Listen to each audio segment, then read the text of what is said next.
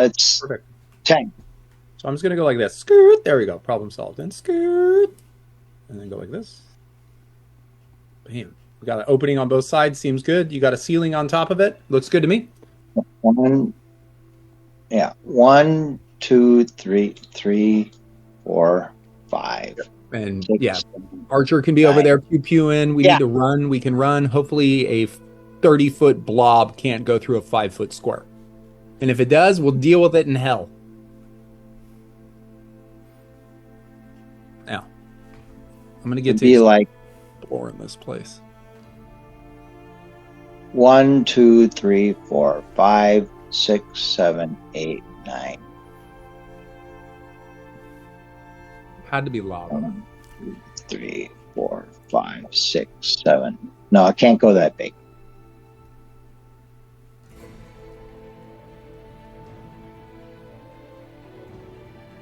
Here. Remember that time we had an engineering class mid D&D game? What is the cubic feet at 3 inches wide provided by concrete weigh when converted to fine quality American concrete? I once had to, I was once looking at a bunch of equations to determine if a puddle of blood was reflective enough to be a mirrored surface to function as a shadow plane crossing. And I was like, in a scientific article about how reflective a pool of blood would be. Like, yes, indeed. Very reflective. Like, yeah. The things I Google could put me on an FBI list Yes, for D&D. Yeah. All right, I'm going to slowly, as the wall is completed, I got all my stuff in. I got that potion of, I don't need that potion. We'll keep it with Sorry, him. the wall is the blue area? Is that where you're building it? I can make it slightly... Yeah, the thick blue area, and it'll have a ceiling. Okay, just the thick one, so those 4. Open. Yeah, so, but this one here is open. Okay, sure. Yeah, I can put a little... red for gap. the opening. Yep. Yeah. Perfect. But it'll have, wall and I then need to be ceiling. this way. If the opening's on that side, allow me to move my current plan a little bit. Cool. And then you want slits? You want slits to shoot through it? That's up to you, but probably just like a slit. Yeah, I would put at least a couple. I'd put at least a couple. Well, remember, giving it line of sight through slits ruins the purpose of a wall. The point is that if it shoots death rays or if it uses disintegration is going to disintegrate the wall. Because again, I have no fucking idea what this thing can cast. But most spells have a target. Like you have to target somebody. Okay, then that's fine. One slit, and then there's still enough room in here, so you can sit. Cool. You can sit here, and you can get, I'm going to start making my way across. If this thing isn't going to react, like it didn't react at all, I'm going to slowly approach it on this chain, if I may. So these are adamantine struts that sort of suspend this cauldron up above the lava as tentacles lash out. And Mr. Trenton, you've got, an eye here. Destroying one of these struts looks like would cause the other two to snap. Whole thing would go tumbling down into the lava, or you could smash the cylinder itself. Looks like it'd be easier to do damage to the middle part with your attacks, like a lower AC, but it would have take a lot longer to smash it directly if you were to try to break this thing. Yeah, just looking at the and then each of these other struts are attached to balconies. You can absolutely crawl along it if you'd like. No roll required if you're moving along it and inspecting these balconies covered with phylacteries of liches in the service of a Serac. So if I stand in the circle, I'm just taking damage, right? Yes, if you end your turn there. You can run through it real quick. Okay. But yes, if you end your movement after start another round, you absolutely do take damage near this thing. Yeah, it's just emanating evil. And as you approach, you see souls pressing their face against the side of the tank here, and just pure raw negative energy burns you. All right, I am. My intention is before I aggregate any horror, I'm going to attempt to cast heroism on myself as a buff, if I may. Oh, absolutely, and it does not react So you are able to do that, and the thing still just hangs there. Okay, so I'm able to cast this for the full 10 minutes, the Wall of Stone? Yes. We're going to give you the full length of time to make sure it goes up. Yeah, and this thing just dangles there for 10 minutes, suspended, shallow breathing echoing off the walls of this place. But it does not react to you. Entering the chamber, doing your magic, still just hangs there. Okay, now I could do Sickening Radius on it, and Does it do necrotic? It does Radiant. Oh, and nice. it gives exhaustion. And that's a big old circle. Okay, Yeah, it's as big as that circle. I'm making my way to this circle in the middle of the room to start smashing. That way, at least we can break the phylactery. And then if this baby does anything about it, he's about to get smacked as well. So can you just not have me, if I'm running up that strut, get wrecked by Sickening Radiance?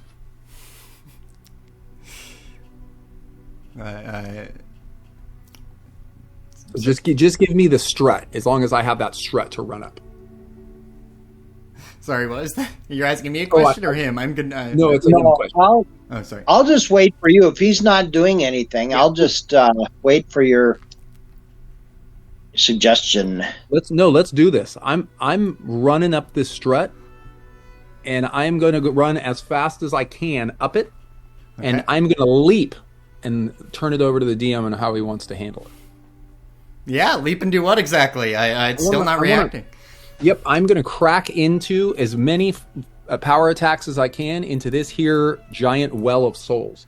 Yeah, so I'll give you guys a surprise round as this thing clearly snarls in reaction to your attack here as you move to attack its food source.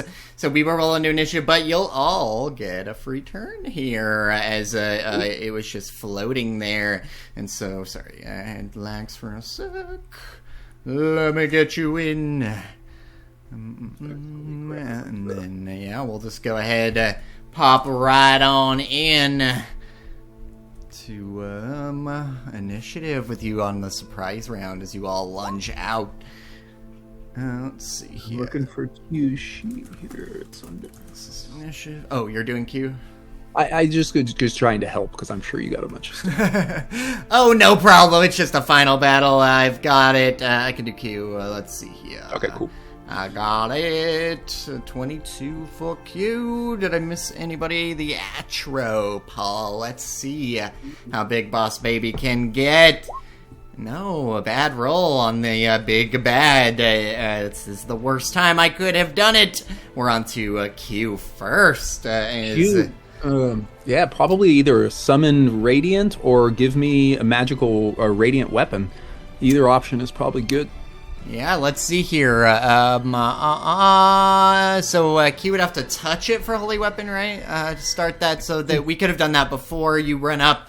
If you're starting like one more square to the north, Q will absolutely cast Holy Weapon. Touch your weapon there. I'll do concentration, the little symbol to remind me Q's concentrating to make your weapon glow with divine light. That will be, let's see, do I have anything? Let me double check bonus. I don't think I have any bonus. You can give an inspiration dice. Oh yeah, Q's a bard, aren't they? Wait, no, Wildfire? Yeah. No, wait, this one's a bard. Yeah, sorry, I got mixed up with Kit. All right, yes, inspiration, and that's like a D10 at this level? D8? D8? I think it's a D10 at this point. Let me double check, though. I got level... Bard inspiration. Bard inspiration dice table. Where's this? Nope. Bard class details. A bardic inspiration. Wait for it. 10 becomes D10 at 10th. Yeah, that's okay. 10. So yeah, I'll give Trenton the inspiration up with the ha and the flex as a holy weapon and sings you a magical ditty, a dramatical ditty. And we're on to Morphacious. Okay, well, recharge up my my shillelagh, and then I'm gonna. How about if I start off and see if Eldritch Blast is able to push him back?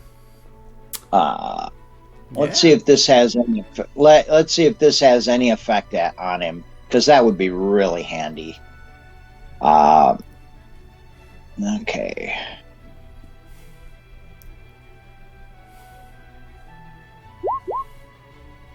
$25. Does that hit? That absolutely hits. Okay. So that's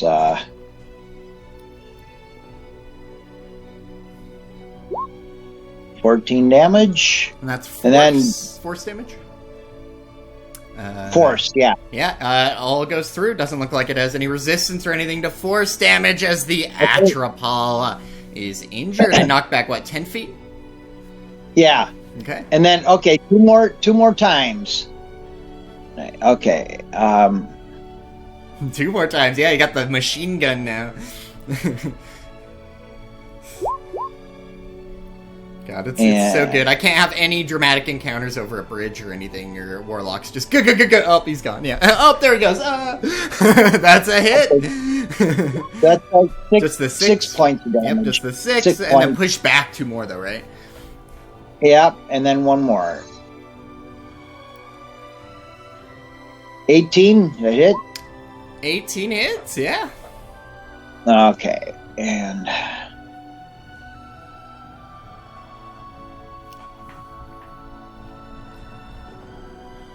Okay, 4 more points. 4 more damage, and I'll even move him just 1 more as he thuds against the archway here and snarling too large to fit inside the mist there. Anything else more vicious? Nope, that's it. What do you think, Mr. Yakov? I think we're gonna die. I think we're fucked. As we're on to Fletcher, who points and gives a sharp whistle. Oh, as Maddie would be in here. And I should ask, would you allow little Trenton to have come in here, or would you have placed little Trenton? All right, yeah, you're allowing him to breathe. He's earned his place for sure. Yeah, and so Fletcher's here is going to send in Maddie, and let's see here. He is going to. How far can Matt even go? God, I don't even know. Sorry, I don't know that about Fletch. I don't even know where I'd find that. Primal Companion. Under attacks, and then you can click the name of it if it's in Roll20. I just don't know how far Maddie can go. Creature, was it something of the land? Or something of the air. Beast of the air. Beast of the sky. Fly 60 feet. Okay. And I fly by. Alright, and so Maddie is going to... She can get in there and then just kind of get away. But she does end up... right here, as she swoops in and makes this thing, gives me advantage on Fletcher's his first attack, which is going to be, he's doing the thing to give it a -9, or -5, and get 10 extra damage, so it's only a +9, but the first one with advantage, 15 hits for 1d8 plus 20 damage, a total of 28 as his arrow thuds into the Atropal, and he gets another attack here. Without advantage, this one hits for another 28 damage, slamming into the Atropal, which snarls and hisses, getting pretty badly wounded. Boss Baby's getting beat up good already. Nice. As we're on to the Gray Slide, which looks around as it starts walking toward this adamantine strut, raising its sword, looks to Morphacius for guidance. But as it moves to attack the strut, and kind of glances at you for a moment to see if you have any specific orders. Yeah, attack if you can. All right, and so Sladby. Oh, his weapon attacks are magical. Good to know, too, as he moves in and bites, and then swings its greatsword twice at the adamantine strut here. And as he bashes this thing, he absolutely damages it. The 12 is no good, but the bite and the greatsword seem to maybe hold on here. It's made from adamantine, and it has immunity to both piercing and slashing. However, he's magical, which means his sword does, in fact, scrape against this strut here for 9 damage, and it looks, this strut looks weakened in the yellow as he scrapes. You see a big gash in the side as he damages it with his sword. His magic sword cleaves through the adamantine. Interesting. And then the Atropal does not act this round, as you had launched a barrage of attacks. But let me double check one thing. Okay, Trenton, go ahead, sir. Trenton looks at this beam having taken such damage. Given my astute understandings of things that are engineering, do I think that this strut is easier to destroy than the suspended over the lava pit ball there? The struts look like they have more resistances to different type of magic and a higher AC. They're harder to actually meaningfully damage. The cauldron looks like it would have, say, a lower AC, less resistances. It's made of glass, but would take a lot more smashing, a lot more HP to grind through if you're just attacking it directly. Yeah. Well, if he's already attacking that thing, then I see no reason in splitting all of our shit. So he's gonna come scraping to a stop. He's going to look at the beam that's in front of him, and he's going to start putting in some work on it. First, I am going to swing twice here. Twice actions. We're going to power attack it because it's not moving, and it'll give me an idea of what this AC is. So we're going to... No advantage, right? Because... How does attacking an inanimate object work? Oh, yeah. Wait, what would have... Oh, with flanking? There's no flanking with it, so it's just there's no advantage when attacking something stationary. Yeah, correct. Just normal attack. Just swinging it, no problem. It's just you have to really have a good technique to get through adamantine. Not with that move. 13, let's go ahead and swing it again. You do have inspiration to use on one of those if you want to use an extra D10. This one, the 20 hits. It's going to be a 15. Which is probably going to whiff. I'm going to keep my inspirations for saving throws. I do have some movement remaining. I got a bonus action. The dog is going to attack the column. I want to see what kind of see if I can glean what kind of armor class this thing has. All right. And that's going to be under attacks, and then I'm going to end my turn after, so whoever's next can get rolling on theirs.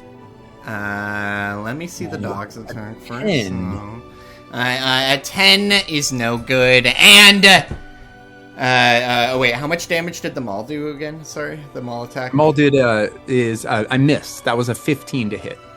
Oh, because it's -5 with the power. Yep. Okay, yeah, sorry. Yep. Got it. And so, Steel Defender misses, but as you're attacking and the Gracelord bites into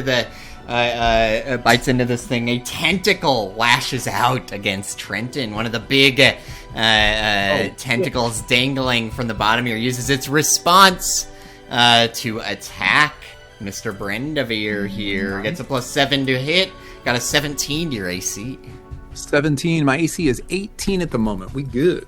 All right, and looks like it wasn't really trying to do damage so much as grapple you, pull you, wrench you toward the lava as you're able to wriggle free of the thing. But yeah, it looks like that was sort of a reaction to attacking the strut. The tentacle cannot do that again. Let me see. And so yeah, it looks like the Soulmonger has used its reaction as a whole. No more tentacle attacks for a round.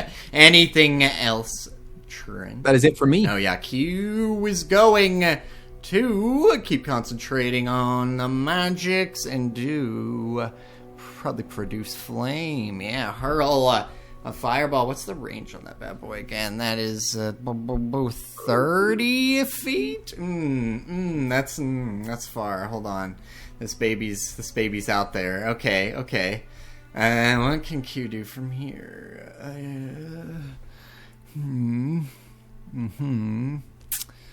Let's see. How long is the range on? No, it's concentration. I don't see level 4 spells. That's weird. Okay. Goodness. What is this one? I'm gonna do Blade Ward. Blade Ward. Give myself resistance against damage types, and that's it. We're going to keep concentrating on that holy weapon of Brandivere as we're on to Morphacious. Okay. I'm going to try this out. I'll go with the Tasha's Otherworldly Guise. So now that adds 2 to my armor class. I'm doing the upper plane. So I'm let's see, immune to charmed, necrotic, and radiant. Okay. And I get double attack. And let's see. All right. Now with the double attack, can I still use Booming Blade? Let's see here. Yeah, you can use Booming Blade as one of your attack actions. Yeah. As one of them, yeah. Yeah, okay. Yeah. All right. So I'll go up to the. They're trying to bust this pipe, right? Yeah, it looks like this adamantine strut, Mr. Mechanical here is determined busting this one should put enough weight on the other two to cause them to snap. Okay. Even adamantine is not indestructible, especially with magical weapons. Well, I'm using my Booming Shillelagh Staff of Striking. So this one, okay. It has a bunch of keywords like a randomly generated Diablo weapon. Yeah. The Holy Fiery Avenger, Booming Shillelagh, Giant Slaying. And everything I do with it. Yeah. Okay. Let's see. I have to copy the paste the attack because this item for some reason doesn't work in Roll20. So copy paste.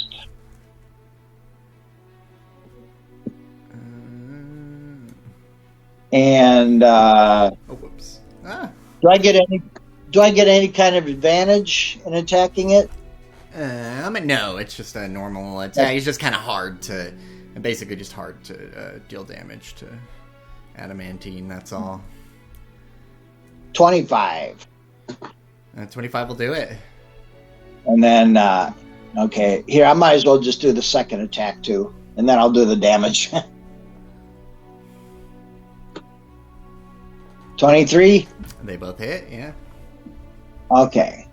It's not crit, so I'll just do the regular.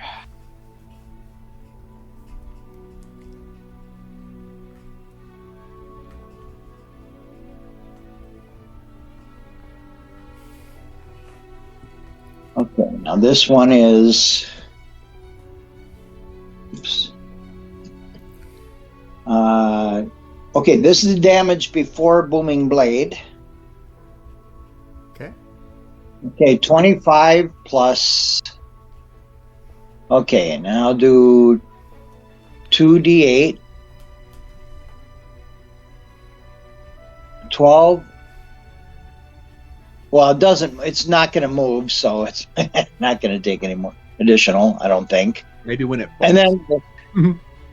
And then the second one does not do Booming Blade, but it will do for damage. What was the base damage on the sword?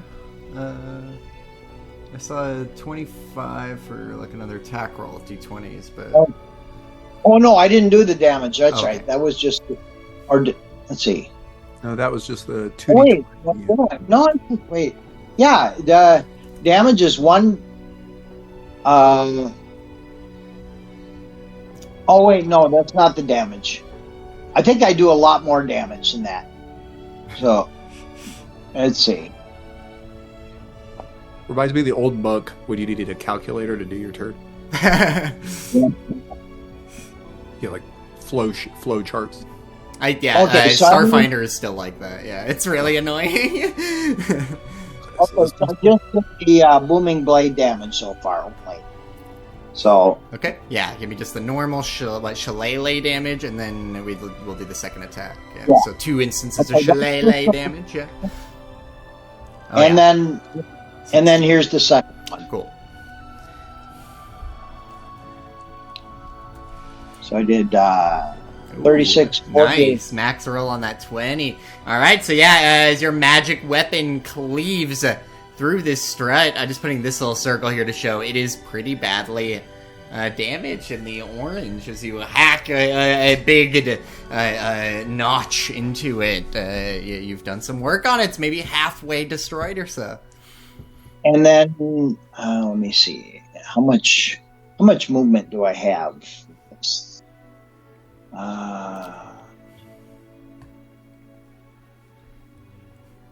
see. And it won't require any kind of rolls or anything if you're moving along the struts or the edge of this bowl. But just, you do notice these tentacles are real grabby, but you can't absolutely move along it. They just want to be friends. Here's my phone doing voice activated. Okay, so I have flying speed of 40 feet. So let's see, I used 5, 10, 15, 20, 25.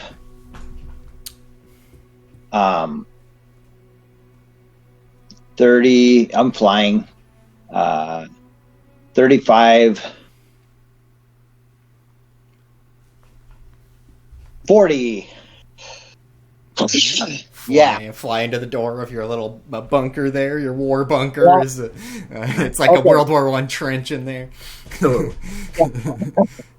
So the guy's leg blown off, you don't even know where he came from. There's just a soldier screaming, his organs fall out of his stomach. Where am I? Anything else? Too soon. It's too soon for World War I? Or when do I get to make jokes about that?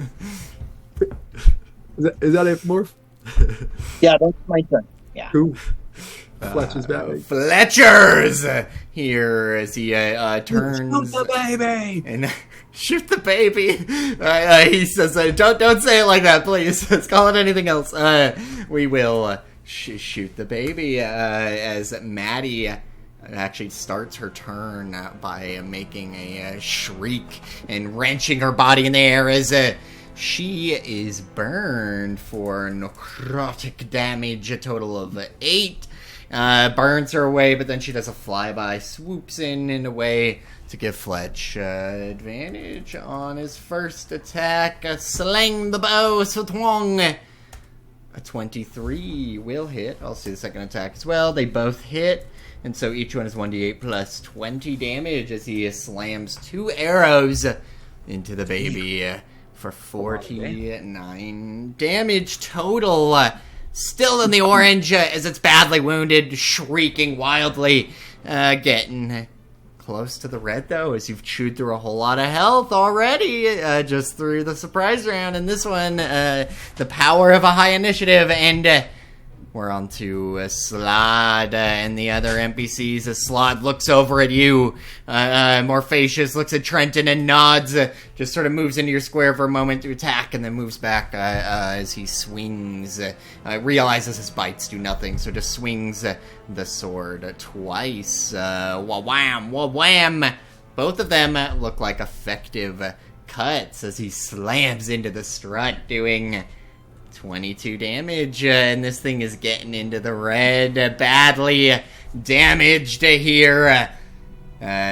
as little Trenton runs toward it and then just kind of falls on his face and drops his dagger as he misses it entirely. And You got this, buddy. he stands back up. Oh, next time, as Yaka is still muttering, yeah, we're all doomed. That baby's gonna kill us, isn't he? And we're on to the Atropul's turn, which roars and hisses out hideously as we are on this lovely creature uses a beam of life-draining energy on Trenton as you can feel your life force sucked out of your body. It uses life drain. Give me a Constitution saving throw. All right. I'm going to give myself a +4 on this. It's against this much damage. It's going to be a 30-something. Nice. So you make the save. You only take 17 necrotic damage, and the Atropul, some of its wounds start to close as the life force is drained from your body, and the thing hisses and starts to float in your direction, going 5, 10, 15, 20, 25, 30, 35, 40, as it floats right about there. Maddie's still technically adjacent to that big baby, as we are entering Trenton. Brandevir's turn. As you're in the aura, you need to give burn, right? me so you just take 3d6 necrotic damage that burns you for 8, but you can absolutely start your turn. I need to make a quick Constitution saving throw for my heroism. 15. I took 17 damage, so I lose concentration on that. Okay. 5. I'm going to run towards this thing. 5, 10. I can basically cling on to things with my old sticky frog hands. So Okay. upon doing so, I am going to, let's just measure this, 5, 10, 15, 20, 25. I'm going to come around to this side of it, and I'm going to give it the old whack, but Monkey is in my bag, so he needs to get out of my bag, and then he's going to die, so he's got to stay in my bag. So he's going to stay in there, and we are going to swing at this thing. Since it has presented itself, I will power attack it, thinking it is big and slow and dumb. It's going to be -5 for 24 on the first one, That's a hit. and a 19 on the second one. That's a hit. These are both going to be doing radiant damage on top of the normal damage from our dear friend over there. So I'm going to roll both of these first. 1, 2. So that's going to be 26 plus 20, so 46 damage. All right. Plus I'm going to roll 4d6, right, for the radiant. Yep. For an additional 18, which is a great roll. And And then this thing is vulnerable to radiant, and it does not take 18, it takes 36 radiant damage. As it howls. give it the old boom boom, and then I will use I will heal myself for 2d6 instead of dealing an additional 2d6 damage. Let's roll that. I can do that on successful attacking. So I'm going to heal for 10. Let's put that on my sheet before I lose track of my points here. That is Mr. Bestial, not myself. There he is. I don't know why this looks so weird. Sorry, I'll what fix was it. giving you hit points? Can't regain them in the aura. Oh, that's right. I cannot. Can't So that heal is on that this. is a wasted charge because I totally forgot, and that is a player oversight. Boom boom. I got a bonus action remaining. This guy, I don't know if he can make it because I don't know. Is this platform run-onable, or is this just a giant? Yeah, you can disc? run around there. Dog does take 3d6 necrotic. If he can take necrotic, he takes 12 at the start of his turn. Absolutely. And that is 12, right? Yep, 12 Puts him down necrotic. to 34. Perfect. That's 35, 34. I did not gain any hit points. Cool. So that's my bonus action. He's going to swing as well. And then I'm done with my turn. As a response to you attacking this thing, a tentacle whips out and Mr. Brendevere. Steel Defender does hit, give me damage, but this thing tries to grapple Trenton as it reaches up from the bottom of the tank. Does a 23 hit your AC, Mr. Brendevere? A 23 does. I can hold an 18 plus 5 is 23 on the money. It hits regardless, meet or beat. All right, and so, as the tentacle flicks up in response to your attack, it does grapple you. Let's see here. And so you are restrained with this grapple. Have the restrained condition, cannot move as you feel it attempting to drag you off the rim toward the lava. Anything else? Monsieur? That is my turn at an end. That is my turn. All right, and we're on to Q, who is, let's see, I believe that spell Blade Ward is only for 1 round. Okay, so Q is going to throw from the temporary something. Temporary HP are gone. No heal. Okay. Let's see. I'm still got Holy Weapon on you. Q's gonna hold. Actually, let's throw Produce Flame at the baby. How about that? Wait, 30 feet away, right? Oh, and Q has to take damage. That's right. Forgetting to do the necrotic 11 damage burns away at Q, and I have to make a concentration saving throw or Constitution, same thing.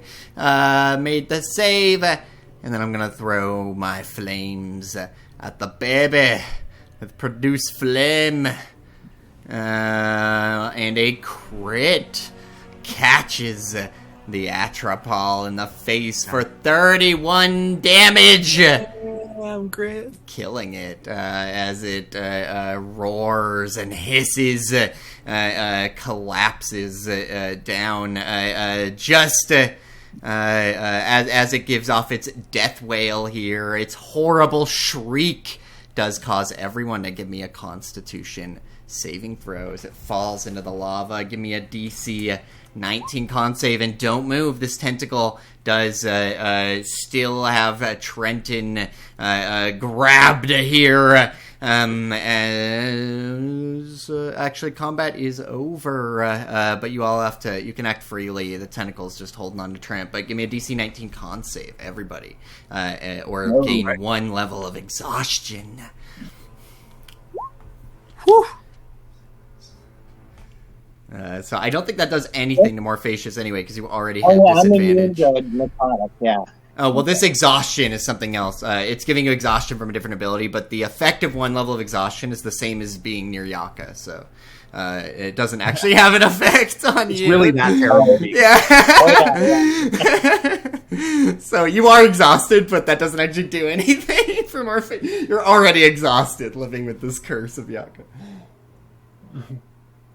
Well, I do have to roll for a couple others, though, and don't move. Or you can move freely. Sorry, there's no threat here. Absolutely. I'm no longer. You're still grappled by the tank. You can let me know what you might do about it. Not posing an immediate threat, just sort of holding on to you. It's not dumping me into the lava yet. Okay. It is sort of it's wrestling with you, but I'll let you act freely here. As I will make an attempt at getting out of it. This is something I'm. And that's acrobatics or it's athletics? Acrobatics, usually. Acrobatics. Or, Mine's higher. A 9. 9 is no good, as this thing absolutely starts wrenching you toward the lava. It mostly just squeezes you for a good bit of bludgeoning damage as the two of you wrestle around. It does do 15 bludgeoning damage, but I'll give you all like a round of actions. You can let me know what you might do as it pulls Trenton closer to the edge. Your feet, your toes start to slide off to the glowing lava underneath. I can get you out of there. I'll just fly over to him and dimension door us away from there. Back into the room or whatever. All All right, you're grabbing him and warping back over to this platform. And so you can act freely here, as nothing poses an immediate threat. This adamantine strut almost completely hacked away as it is chiseled away like a tree trunk ready to fall, and the atropal you can see is a black gooey back sticking out of the lava as steam rises and he sinks lower and lower. Well, if that doesn't get the old man's attention, I don't know what will. Good job, Morphacius. Well, we'll just keep blasting it, huh? Just blast it from afar? If any of you wish to use these struts, I have a feeling they will be no longer available. As I slowly approach it with a hammer. Oh, adamantine? Yeah, we gotta drop this soulmonger down into the drink, I think. Okay, yeah, let's just start blasting. If you want to make it over to either of those phylacteries, we can just walk over there. Yeah, I'll use my... Yeah, I'm switching to genie flight, so I have... what are we going to destroy? The struts here? Well, we're going to destroy the struts, which is going to sink it. So anybody who doesn't have teleportation and the like, this is a much easier jump from point A to point B with assistance from me and you than having to jump from way back there. So yeah, I'll just float and I'll just start hacking on with my rod of striking, my staff of striking. I can climb on walls as well, so we can finish this one off. I'll just smash and smash and smash until I can't smash anymore. Okay. Yeah. And as you smash the final strut here, there's a cracking sound as one of the struts broken, the other two snap, and the crystal cylinder plummets toward the lava, shattering against the wall as a myriad of tiny lights pour forth from within, bright souls coiling through the air like a tornado of howling spirits blazing upward and then vanishing in a blinding spectral flash. And the moment this happens, you hear a booming voice through the room. "What have you done?" As a moldering skeletal figure steps out of the shrouded balcony to the south, where holding a skull-tipped staff, hateful pinpricks of white light burn in its eye sockets as he points a finger to you, his voice bellowing, "I will unmake you!" As a sphere, 2-foot diameter sphere of black nothingness drifts out of the portal beside him, a sphere of annihilation, like a tiny version of the one you saw engulfing Omu, drifts alongside him at his beck and call. We're rolling into initiative against Bone Daddy himself. Let's go.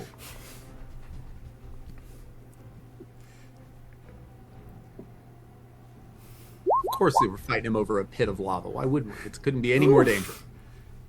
I got a 3 on the dice for a real important initiative. All right. And Q got a 1 on the dice. Lovely. And...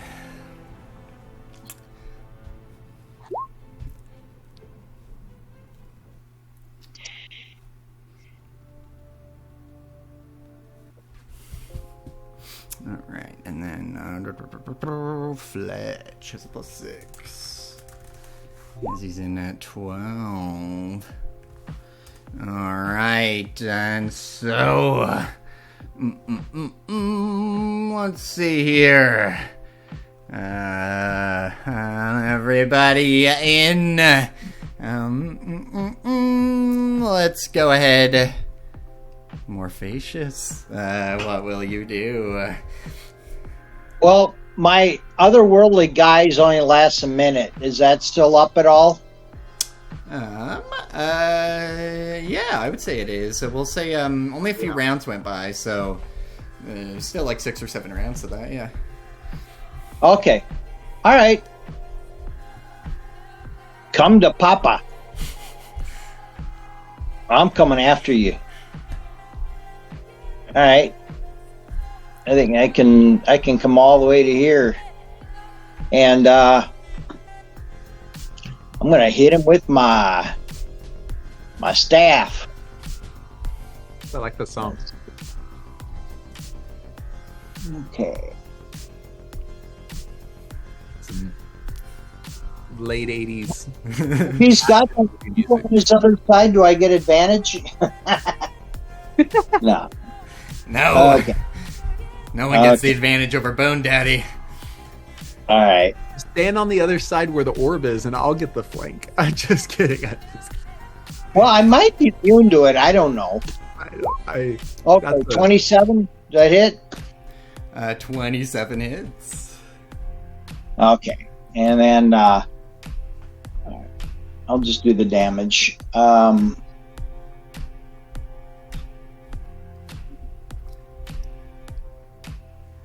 And then I'm going to throw in some extra staff damage on this too. I'm not pulling any punches now. Absolutely. So I'm going to do. Okay, this is with booming blade. 22, and then I'm going to do another 3d6. Absolutely. For the staff. 5. 3d6, I got a 5. Nice. So 27 damage total? 27 total.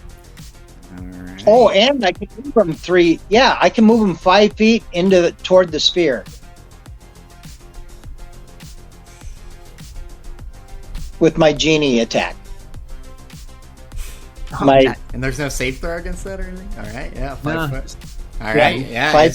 As you move him toward the sphere, he absolutely has to make a dex saving throw or be touched by his own sphere of annihilation. He does make it. It's only DC 13, and so is able to just avoid it as he slams to the ground under the sphere there. And so that would move him technically here. I got one more attack. Okay, the Crusher feat, I can only use that once per turn, unfortunately. Okay, but... And so... So the second attack... Okay. Hopefully I don't die now.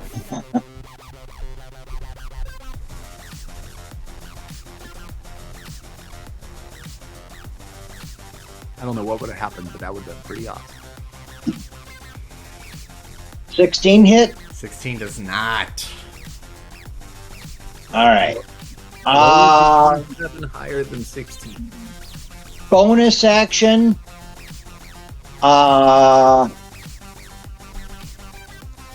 Bonus action. I'm going to Misty Step.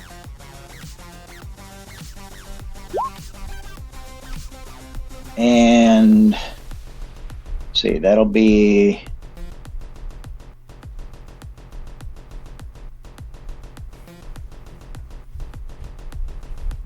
Let's see, where can I go?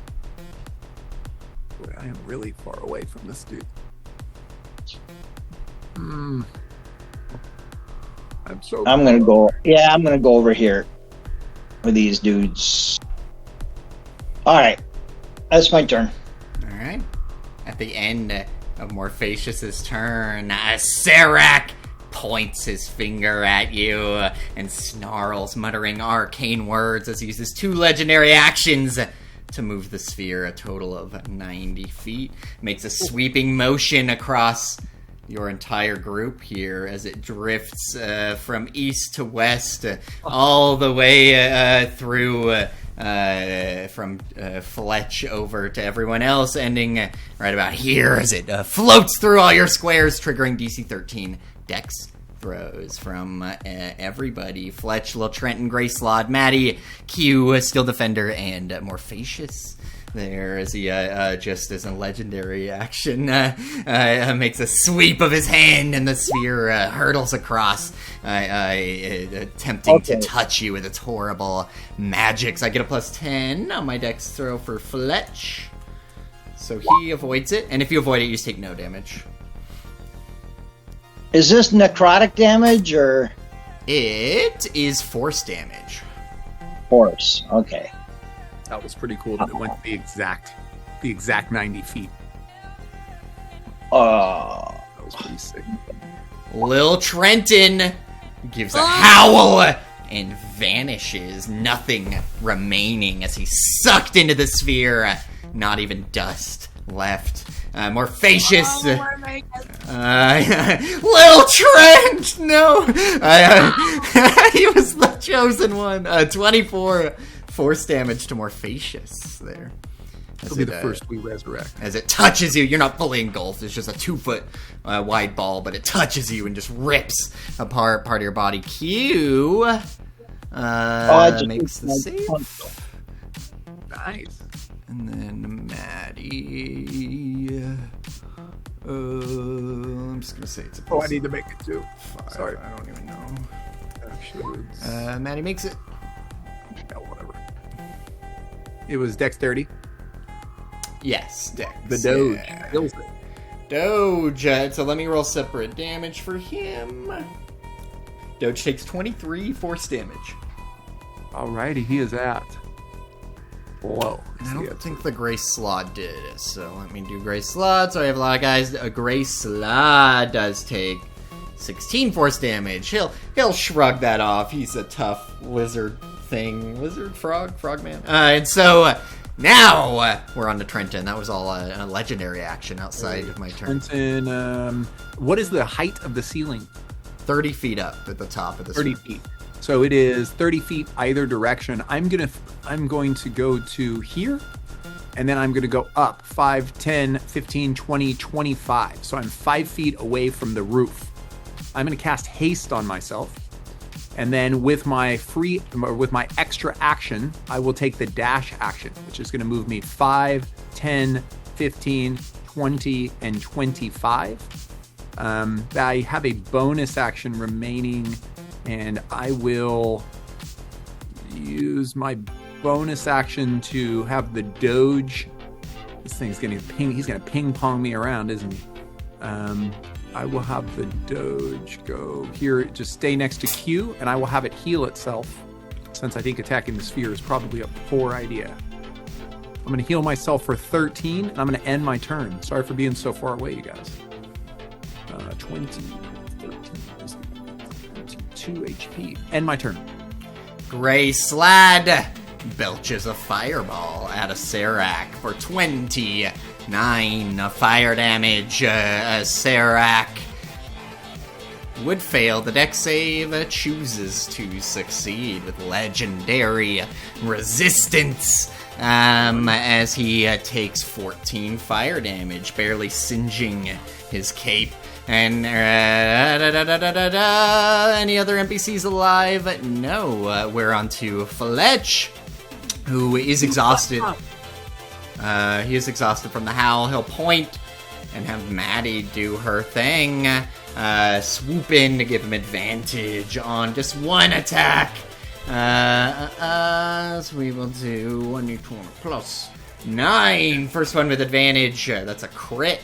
And then another crit with the second attack. So Fletch gets 2 crits at a very juicy moment. And so that would be 2d8 plus 20 on each of those bad boys for a combined total of 61 damage, slamming through a Serac's robes as the Archlich howls with rage. Fletch will stay there, and at the end of Fletch's turn, this creature, this lovely beast, uses a at-will spell with his last legendary action, casts Ray of Frost, which can go 60 feet out in any direction. He's going to blast Fletch with that just outside of his turn. This is at the end of Fletch's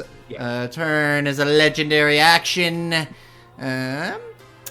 It's not popping up. Ray of Frost. Oh, sorry. Okay, whatever. So it is 48 ranged attack, and my ranged attacks are Plus 15. Okay.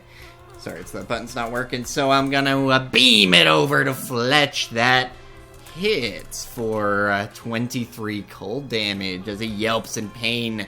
He's pretty badly hurt. That almost gets him down to like orange, pretty badly hurt range. As now we're entering Serac's turn.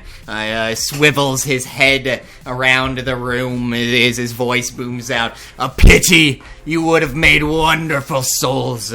As he waves his hand and casts Time Stop. And so I'm going to roll 1d4 plus 1 to see how many free turns your boy gets. I rolled a 1. So not as intensely terrifying as it could be, but Serac gets 2 additional turns here, which he can use actions as normal as he scans all of you frozen in place as he just calmly scans the room and just shakes his head and says, you could have been so much more. You could have grown with him as he waves his hand on his first extra turn and casts Chain Lightning first with Fletch, and then crackling over to the left. And so starts at Fletch, dex saving throw against 10, d8, and then bounces to different targets. And so we're going to start with Fletch here, who is going to give me as a plus 10 on dex. And so here is a Fletcher's got an 18 for a Serac.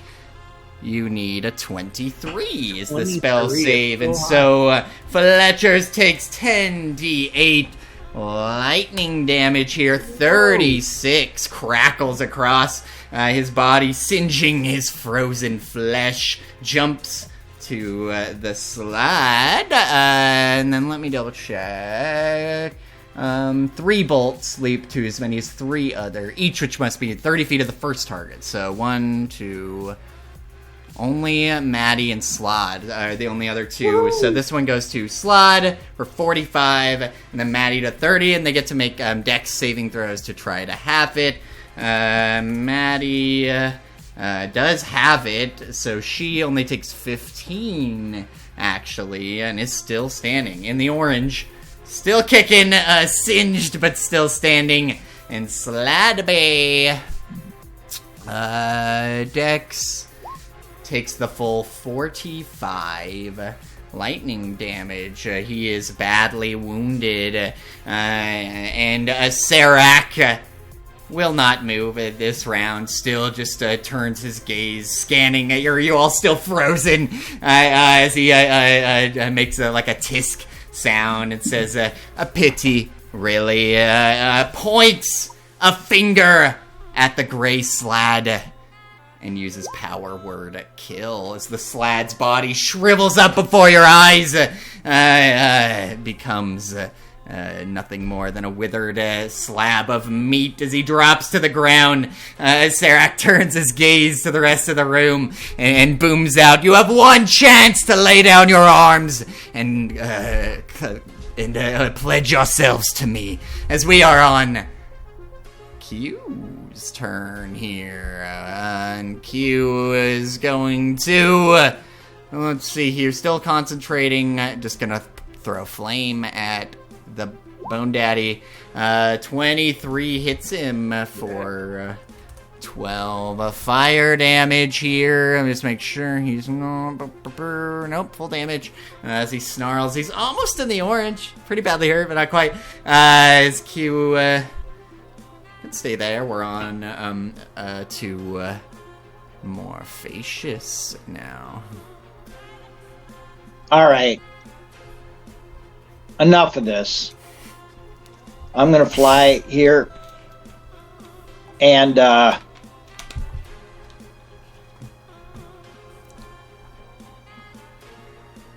let's see.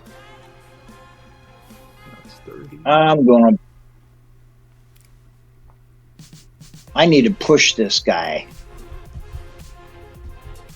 Well, no, I'll just come to here. I'll just hit him with my staff. Okay, here we go.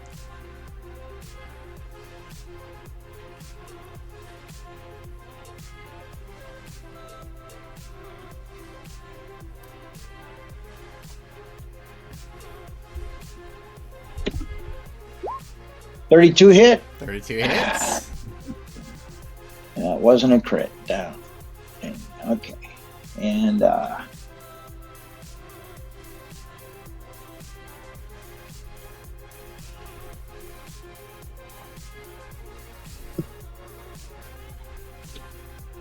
okay. This is the booming.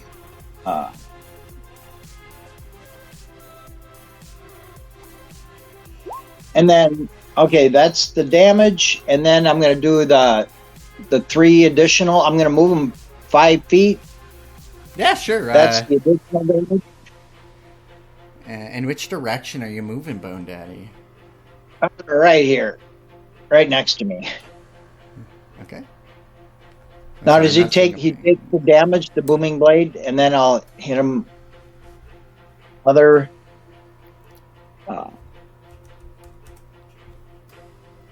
No, he doesn't take the forced movement damage till he moves on his turn. So yeah, he has to move himself. For forced movement doesn't trigger booming blade. No. I would probably say the lava damage is a lot more than the moving damage.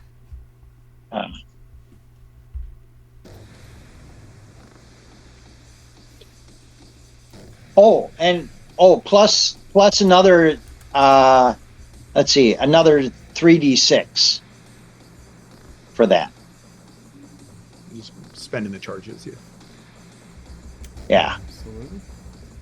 That's an extra 10 damage. Okay, just take the first one. Yeah, Yep. 10. All right. And then one more attack. 26. 26 hits. And then I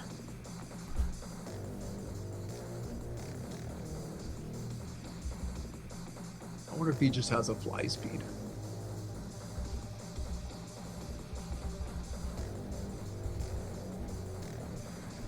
Watching him sink into the lava like the T-1000 would have been pretty awesome.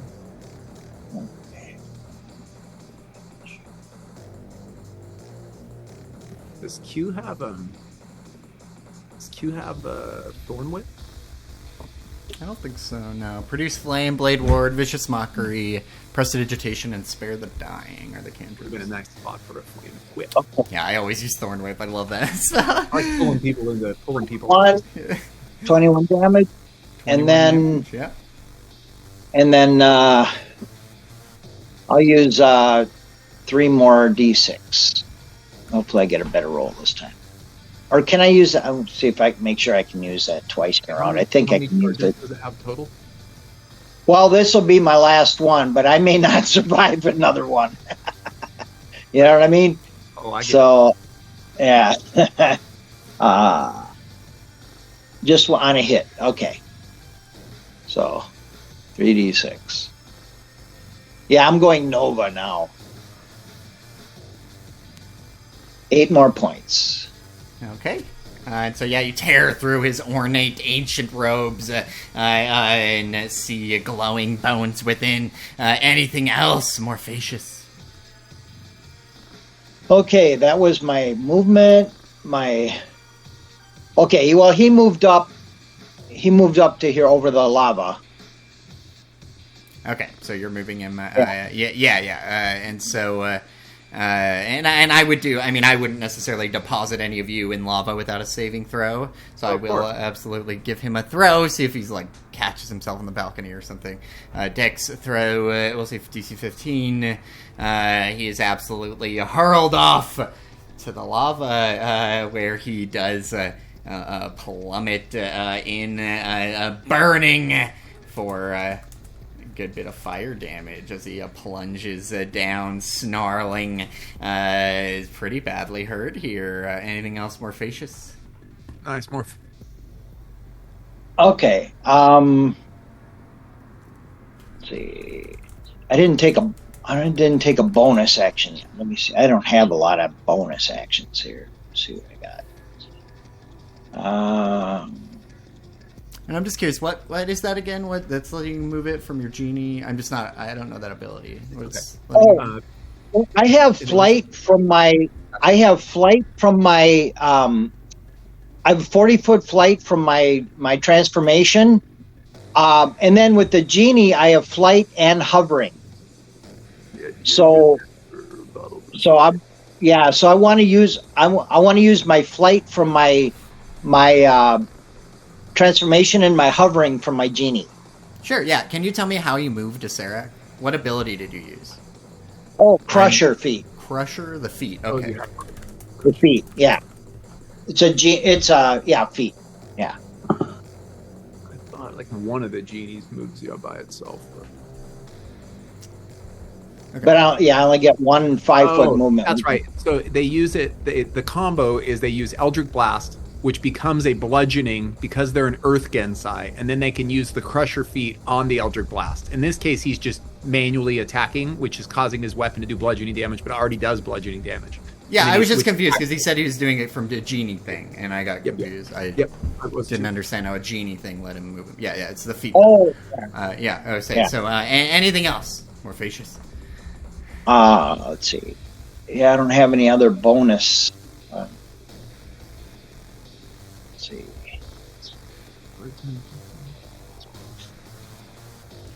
Nope, that's it. Okay. That's my turn. We're on to Trenton, and at the end of Morphacious's turn, these hateful beaming eyes. Where are you, Trenton? I don't see you. I'm on the roof, my friend. Are you under the monkey? I am. I think I'm on. Yeah, under or on top. It's on top for me. But okay. Yeah. Okay. So as Serac is going to point his sphere at Trenton as this thing glides through the room and in your direction, that is going to trigger for Steel Defender Q, Trenton, and Monkey a DC 13 dex save as the Sphere of Annihilation blasts through all of you. Monkey is in my backpack, that's why we were stacked. Oh, sure. But everybody else is taking it for sure. Okay, Q takes 4d10 force damage. It's dexterity, right? Jumping out of the way? Yep. Cool. All right, there is the... Nice. And then myself, that's going to be a dexterity. Nice. But given... difficulty was low. Cool. And you no longer have Holy Weapon. Broke my concentration. Oh! It's going to be a juicy turn. Alrighty. 5, 10, 15, 20, 25, and 30. I will use Misty Step with my bonus action to place myself somewhere where I can club him like a golf club. Now, I'm 30 feet from the ceiling. He is how far over this banister? I want to make sure I can get there. He's in the lava. I thought you were on the ceiling. Yep. How far down is from the bottom of this into the lava? Like 40 feet I know I'm in the pit. About 40 feet. So he's 70 feet away from me, effectively. 75 feet away from me, correct? I don't know what math you're using. I'm just going to measure it by height. 40. Yeah. We'll say 40 feet. He's 40 feet Okay, away. 40 feet. Cool. I have no idea what Pythagorean thing you got that many. He's 70, but yeah. No, I thought from where I was standing, the roof was 30 feet, and he Are you not on the roof? I'm confused. I am on the roof. So okay, so we're just going to measure vertical. I just pick vertical or horizontal. I don't make it extra complicated, so he's 40 feet away. I wasn't either. So he's 10 feet deeper than this level right here, is what you're saying. It's a 10-foot balcony up there. Yeah. Cool, so 40 feet, perfect. So I'm not going to be able to get to him this turn, unfortunately, which is a giant buzzkill. I am going to instead use the almighty cantrip at him. I'm going to firebolt him. For 18. 18 is not enough. Okay, and then I guess I will be taking. That's a bonus action.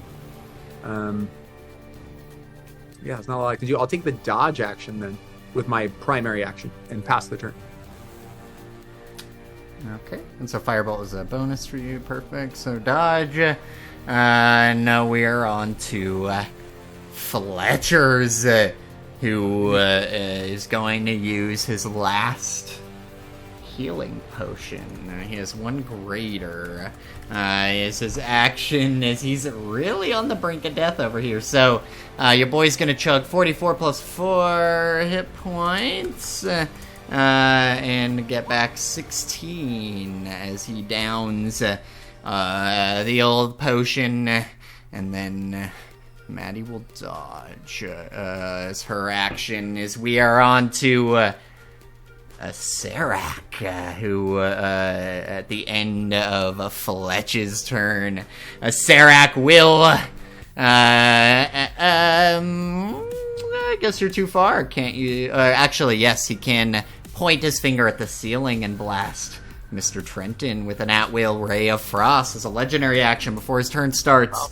So this is to Trenton, a 19, dear AC. We will and you, yeah, dodge, right? Oh yeah, I do have that. I got that. So yeah, 19. You said you're using shield? Yep, shield.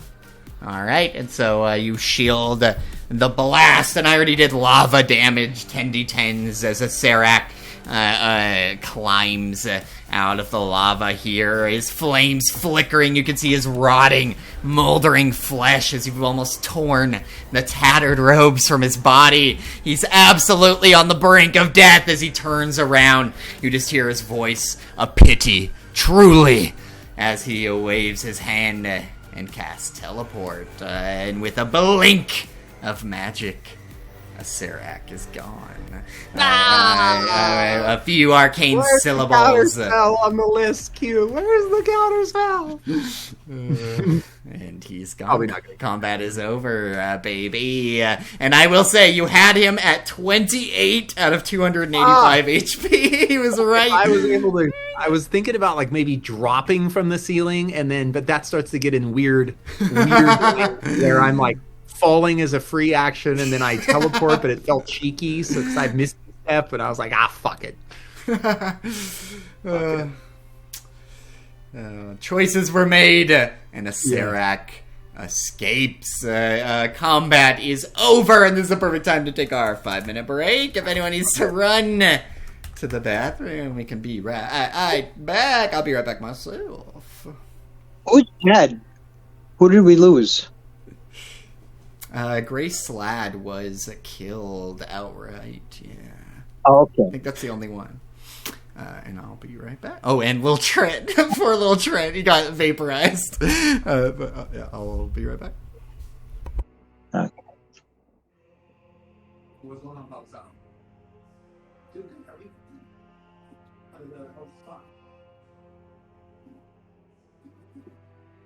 Yeah. For sure. So I was just giving you a call back, Mr. James.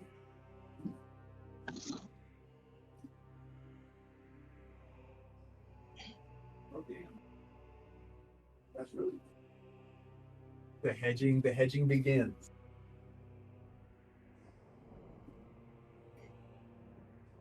Yeah, I saw that. I think that's pretty on par. I mean, yesterday was a little stronger than we expected, but hopefully here comes all the fear.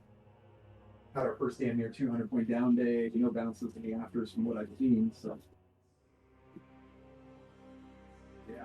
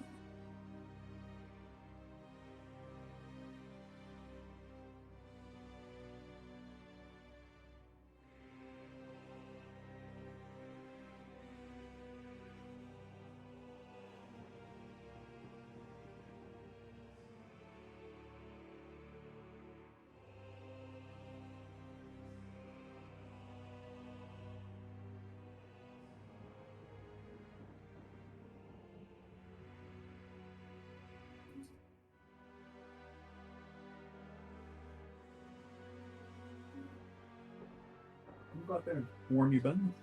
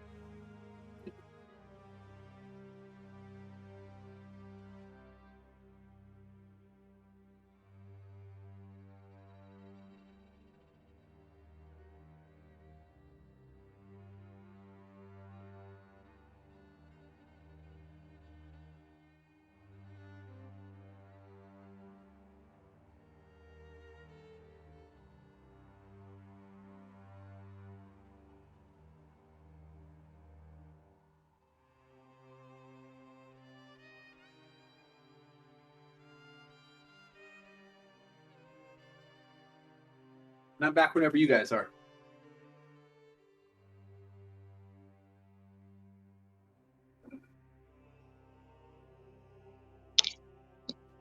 Yeah. It's phylactery in the lava time. Phylactery in the lava time.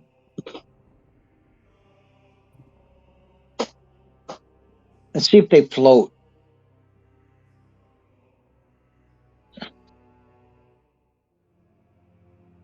To have like phylactery races in the lava. See who's can float the fastest. Yeah. Did his sphere go with him? Or is it still floating next to Monkey? Oh, good point. We can throw him in the sphere. Yeah. I mean, yeah. If my old-timey lore says anything, that thing's about as destroy-y as things come. I don't know if it works, but better than doing a bunch of rituals.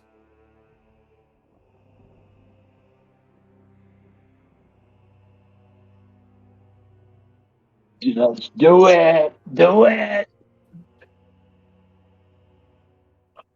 Yeah, I see it. Yeah, I didn't see that. It's sitting up here on the ledge.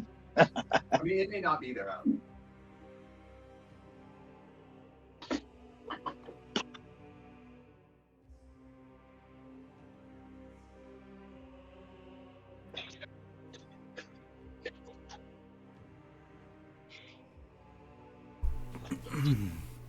Okay. Nice work, Morpheus. That knockback was super clutch on the Astropol in the open. And then the damage you put out, especially with the knockover, was over 100 damage on Acerak as well. So that was a very good job. Well, he took out most of my temporary hit points. So. Yeah. Oh, yeah, because you had the circle going too. Yeah. Yeah, I think if Q was here and running it, we could have gotten cutting words. Might have been able. I think it was maybe out of range though. Let me measure it. I think he maybe could have 5, 10, 15, 20, 30. Yeah, could have made it so that sphere touched him as well, which would have been the 24 damage. So, is that Sphere of Annihilation still here? It actually, it is for a moment, but as the Serac vanishes, it violently starts flying toward one of the walls, sinks into the bricks, and vanishes. Okay.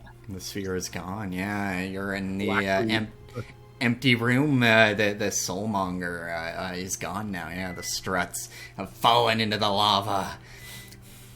I'm definitely going to search some of these phylacteries, kind of just looking around, see if there's any loot that are strewn about them, offerings or the like. And if not, let's get out of this creepy place.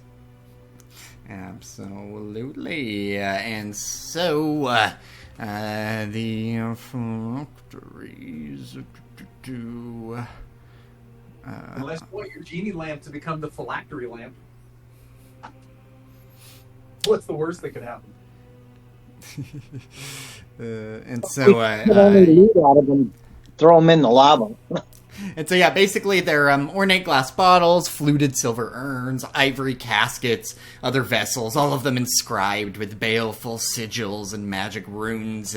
Each balcony has at least a dozen phylacteries scattered about, and each one unique. Each one will require time, lots of research to learn more about the one who created it to truly destroy it. It's no simple task to destroy a phylactery, and so among them you do not see any treasures, just unholy evil that will reform these liches whenever they're slain slowly over a few decades, maybe hundreds of years. Their bodies will reform here.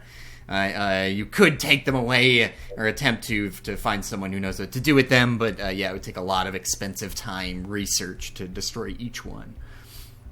Well, the Genie Lord may be able to do it. He has wish.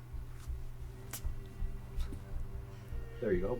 And then, or of course, I'd rather have him just remove this yak off from me. Or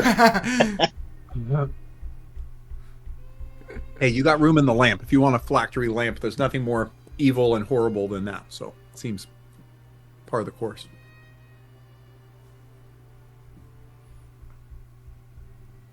I'm gonna check out this door. What's up with the glowy door he came through? Yeah, that glow. So it's an archway, an ornate archway with grinning skulls molded into the frame. Glowing mist swirls within, kind of Dark Souls boss door blocking, obscuring whatever might be on the other side. And you did see him step through it, like emerge from it when he entered the room. Looks like he just stepped through it. Perhaps a quick moment to catch our breath before we, I'm sure, end up in a comfortable inn in Port Nyanzaru on the other side of this portal. As I smile. well, do you want to gather up? Can we pick up the phylacteries, put them all in one spot, one area? Yeah, absolutely. Maybe we can take them with us. Yeah. No, let you carry them. Yeah, I can put them in the bottle. We could take a short rest in the bottle. What's the worst that could happen? I'm not going to take a short rest where those things end up, though. I'm going to stay right here next to this door where I can see what's happening. But not so close I get knocked over, like there, or here. Squeezed in that 3-foot square. I'm just good. Can we short rest here? Safe enough? It's only 10-minute short rest in the bottle. All right, let's do the bottle first. Then we'll move him in there. Okay. And you're kind of floating over the others, I assume, as you all take a rest in your luxurious genie bottle and mend your wounds. Yeah, we'll put all the phylacteries in it. In the bottle. Absolutely, it's just piled up in here. Yeah, people frown. It's a little bit of an uncomfortable rest, sharing it with phylacteries. But yeah, a long, short rest, absolutely. All right. I'll just assume Fletcher's. I'll use enough to get him to full. Short rest here. Same with Q. I'll use like 7. We'll say. Okay. Let's multiply this by 7, make it simple. Yeah, Q's at full. We're back to full ourselves. I just blew them all because if we're not near the end, I don't know where we are. Oh, there's only 3 more floors. You guys are on. No, I'm kidding. Not surprising. But we have to make it all the way back to the port, right? You do still have to get out of this wretched place, and so, let me know what you might do. You're stepping through, huh? Yep, I'm healing up nice and juicy, and I'm stepping through. All right, I'll just port you guys on over here as you step out of the archway. You can position yourselves more to the south as you emerge into this lovely room here. You step out of the mist into an underground chapel with black basalt pillars and a polished obsidian altar. Resting on the altar is a leather bag, the size and shape of a human body, appears to be sewn shut. Beyond the altar, a heavy black drape hangs from an archway, and 8 emaciated, green-skinned creatures are shackled to the walls, each one gazing toward you with a single baleful eye. They are Nothics. The monsters begin to gibber and drool as they shake their manacles, eager to be set free. But none of them can escape from their chains. You can still act freely.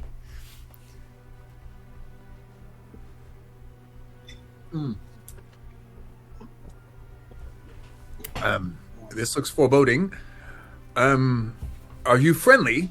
I say to them in common. I can speak any language with the little dolls, but one of them just drools and stares at you, blinking. Another one hisses something in Undercommon. Does anyone speak Undercommon? I do, because of my creepy little doll that was with me. Oh yeah, you speak anything.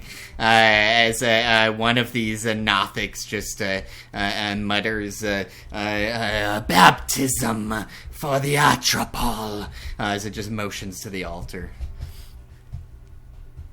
Well, the Astropol is dead, so there's that. This thing jangles against its chains. It says, "Free me." I'm probably not going to do that. If Asarak has you, or are you a slave of his? This thing jingles against its chains and just mutters, the sisters, as he motions to the altar, referencing the Sown sisters. Yes, they're dead too.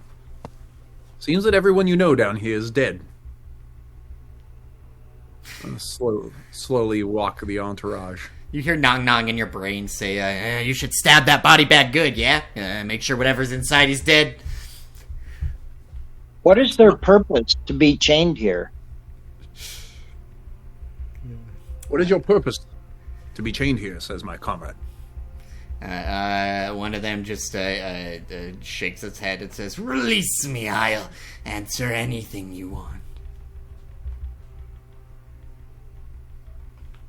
Morphacius, are Nothics where you come from? Are they to be trusted?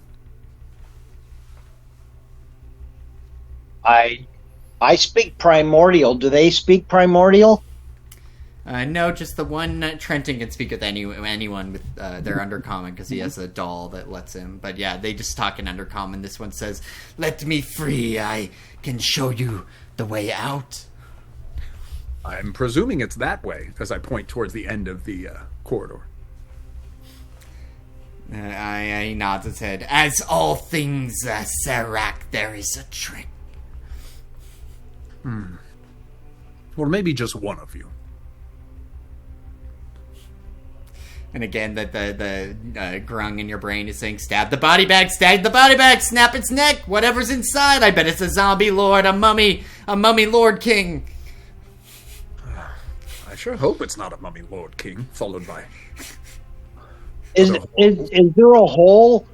Is there a hole anywhere here that might have about the size of that Spear of Annihilation? There is not. No, you did see it float through the gateway, but don't see any kind of alcove for the sphere. Tell me this first. What lies beyond the tapestry? Not the riddles that it holds. Simply what lies beyond. In exchange, I offer you... just you. This Nothic nods its head and says, "I will tell you. There are 3 paths. I know which one."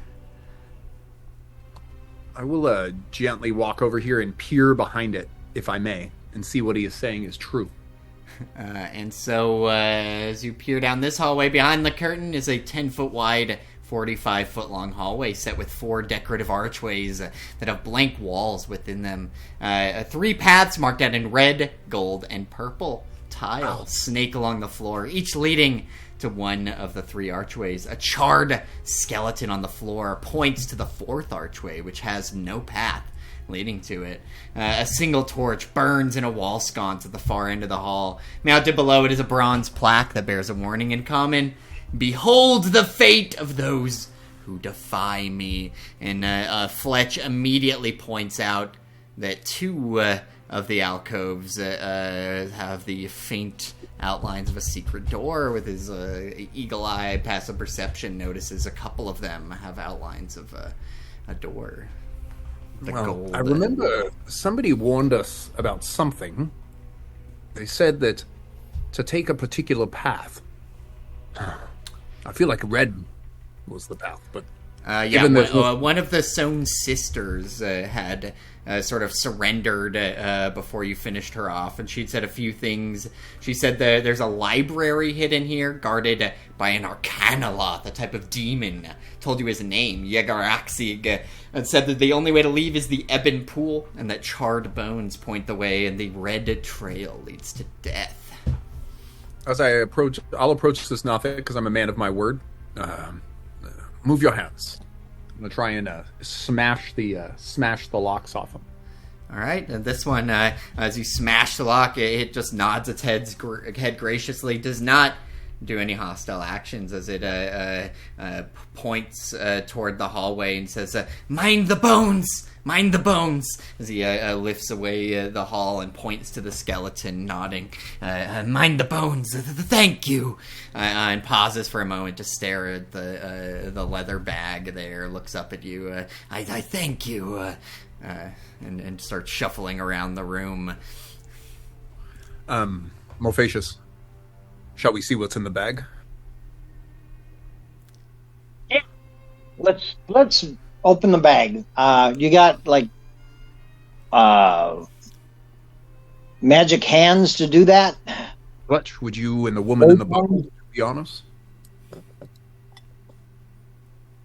And so, Fletch uses the magic lantern to slice open the bag. Give me history rolls to see if you recognize this posh-looking dandy fellow inside, lying across the table here.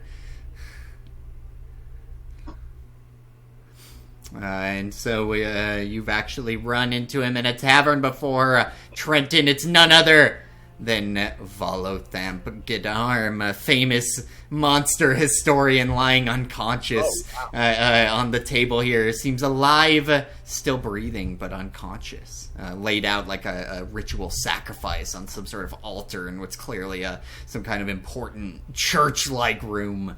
But the intention of all of this, unclear. Interesting. I'm going to give him a quick look over. Anything seem out of the ordinary besides his entranced state? Not really. He still has a dagger and a spell book lying next to him, a hat with some scrawls and an inkwell. Looks like he was quite recently knocked out. He's still quite portly. Doesn't look like he's been here long. Doesn't look emaciated like many of the prisoners. Looks pretty fresh, like he was dragged down here recently. I'm going to give him a quick 10 hit points with Cure Light Wounds. And so he's actually not injured necessarily. He's just unconscious here. Let me die. You can give me Arcana or Religion, as the healing doesn't seem to do anything. And he has no wounds, no visible wounds. That sounds good to me. Pretty flat balls here.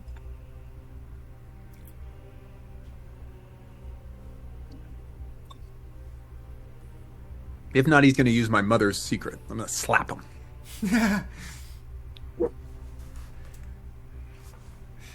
So that is enough to determine this effect could be ended by splashing him with holy water. There's some kind of a strange curse, but healing doesn't seem to do it. He's been incapacitated by a strange hex that seems unholy in nature. I don't think I can create holy water, unless that's that's more of a religious person thing than I'm capable of. Well, he is famous in the lands. He will surely be missed. His books are rather informative. I hate to do this, but we should bring him with. Defender, this way. See if me and we can drag his ass out of here. Yeah, you just strap him to Defender. Absolutely, you can carry Vala with you. Defender is a bit slower, but yeah, you can absolutely bring him with. He's just unconscious. So which path do you take? The gold? Anything but red, my friend. Let's go gold and watch out for the bones. Well, here's the thing. The gold ends at a secret door. Why would the gold end at a secret door? No, but here's the thing. The gold technically leads to 2 secrets. But the yellow path is looks like the skeleton died on the yellow path. Now, maybe that's because he crossed over to the purple path? And this one he's pointing at actually has, just to be clear, has no path leading to it. Yeah. Fourth one, just... But he died when his arm... Did his arm die when he crossed the purple? I'm thinking so. Let's do this. Let's go to yellow, because yellow looks safe for now. Or purple. Or purple. Maybe Okay. we could take the... the purple one looks like it goes to both doors. Kinda, yeah. Let's try it. I step on the purple path. Okay. And walking along the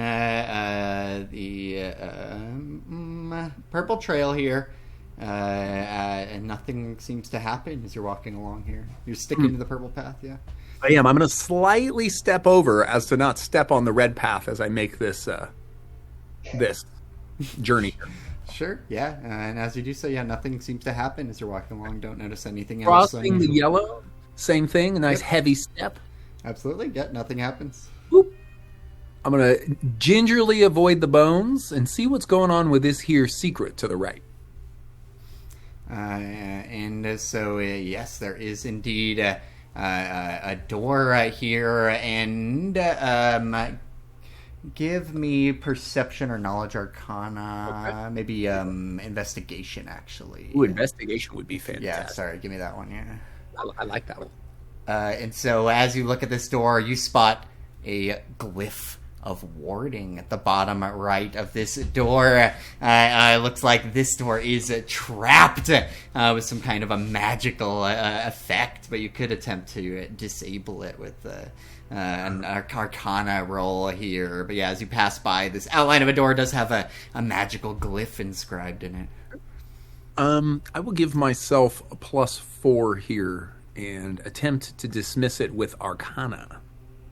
I will use the D10 offered by Kit. Sure. For a Yeah. plus D10 here. Absolutely. Let's roll 1D10, the best part about bards that everyone forgets to use. And that actually does it. As you realize a wall of fire almost springs up, but you're able to quickly disable the glyph. And as you do so, the door creaks open, revealing a pool of jet black ooze glistening inside the silent chamber. The walls are decorated with relief carvings depicting black stars. Looks like we found our exit. Oh, I'm going to follow you. yeah.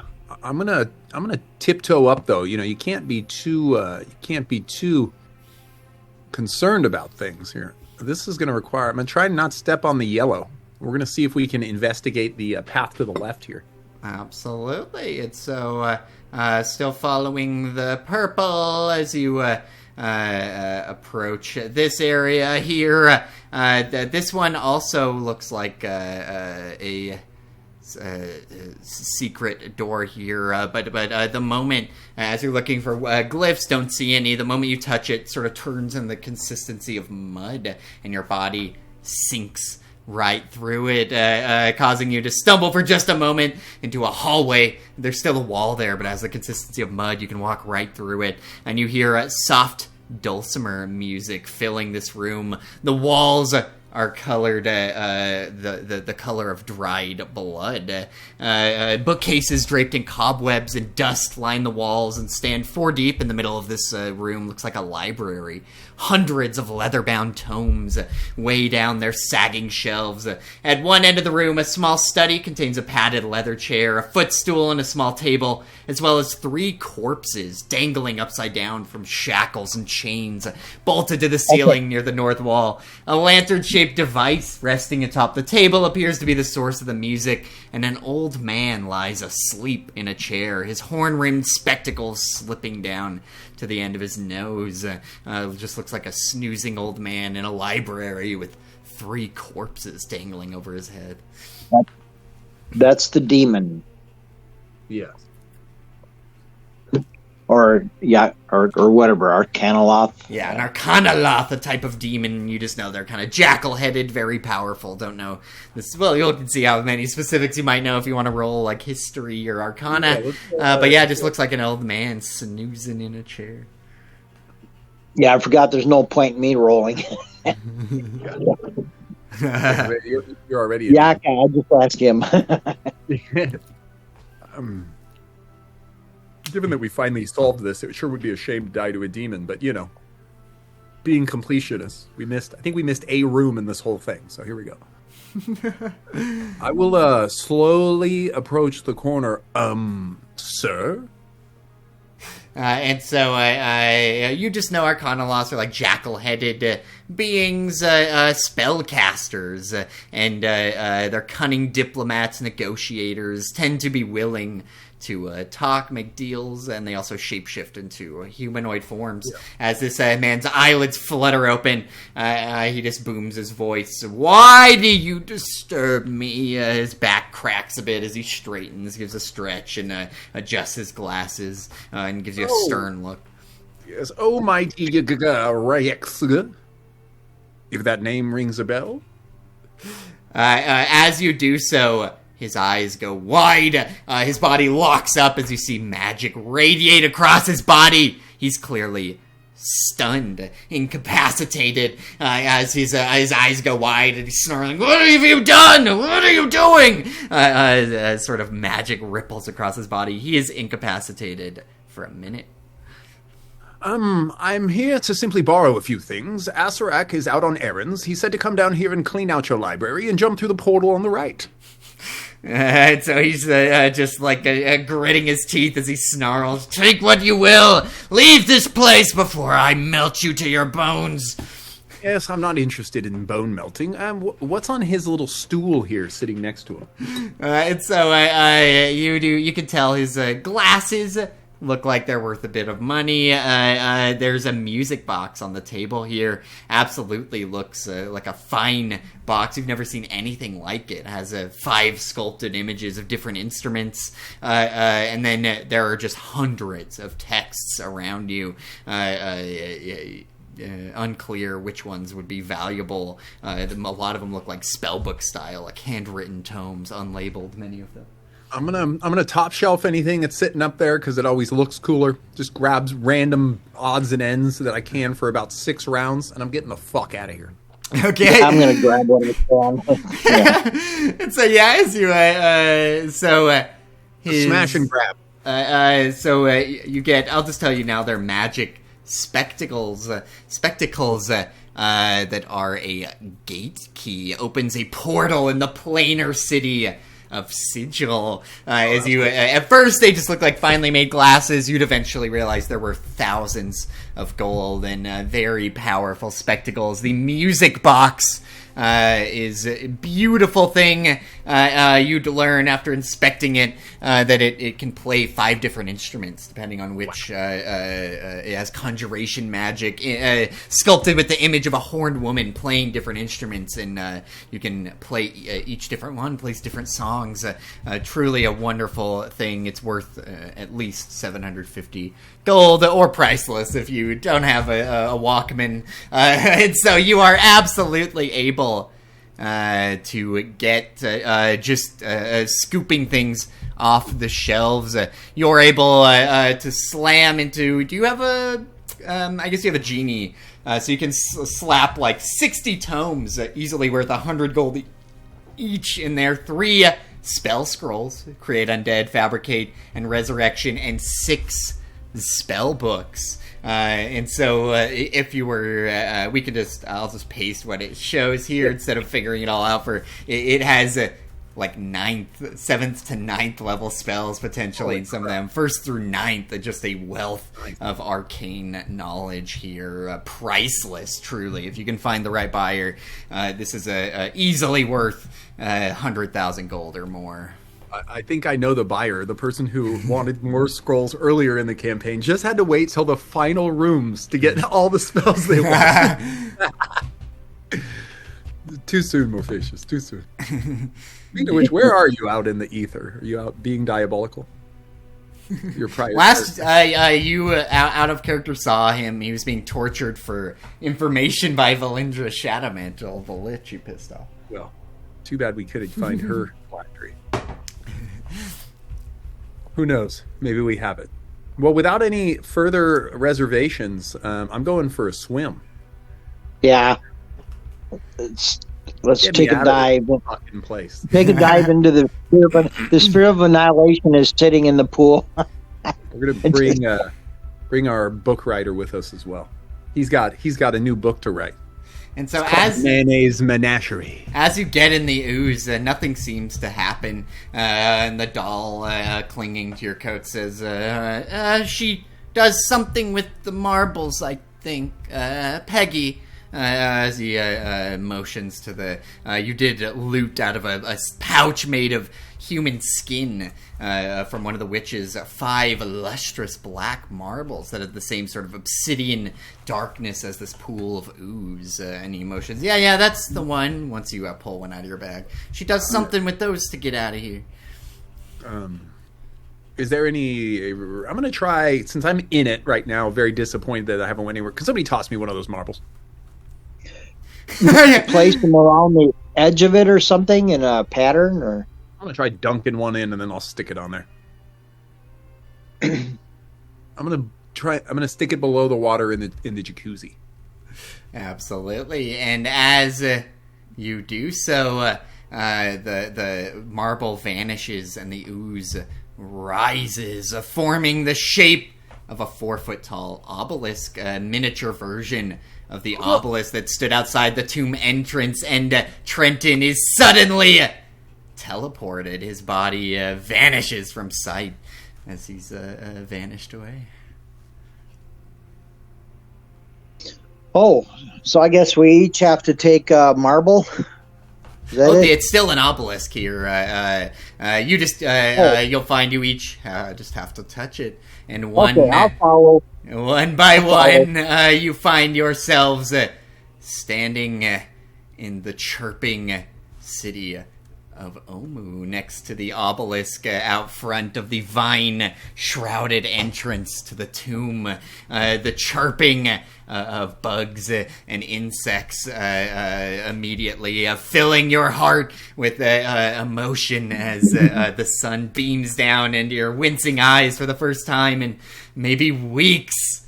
You emerge from the tomb here and find yourselves back in the city of Omu. Well, good thing we didn't destroy this thing. I wonder what would have happened. Would we have been stuck in the tomb?